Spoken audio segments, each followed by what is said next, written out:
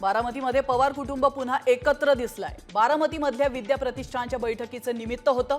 यावेळी शरद पवार सुनेत्रा पवारांसोबत दिसलेत। विशेष म्हणजे शरद पवार काल अजित पवारांसोबत एकाच बैठकीत होते। त्यानंतर दोघांमध्ये स्वतंत्र बैठकही झाली होती। काल पुतण्यासोबत एकत्र दिसलेले पवार आज सुनेसोबतच्या बैठकीमध्ये पाहायला मिळाले। जनतेच्या कामासाठी एकत्र यावं लागतं असं स्पष्टीकरण शरद पवारांनी अजितदादांच्या भेटीवर दिलंय।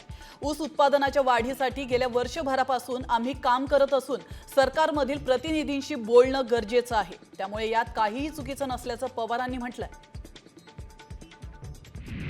दोन्ही राष्ट्रवादी एकत्र आल्यास आपली हरकत नाही असं विधान खासदार सुप्रिया सुळे यांनी केलंय। शरद पवार आणि अजित पवार हे जे काही निर्णय घेतील तो मान्य असेल असंही त्यांनी म्हटलंय। आमचे राजकीय मतभेद झाले असले तरी कुटुंब म्हणून आम्ही एकत्रच आहोत असंही सुप्रिया सुळे यांनी म्हटलंय।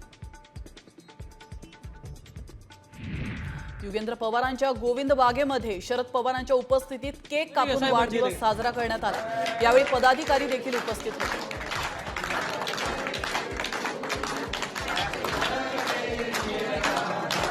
कोण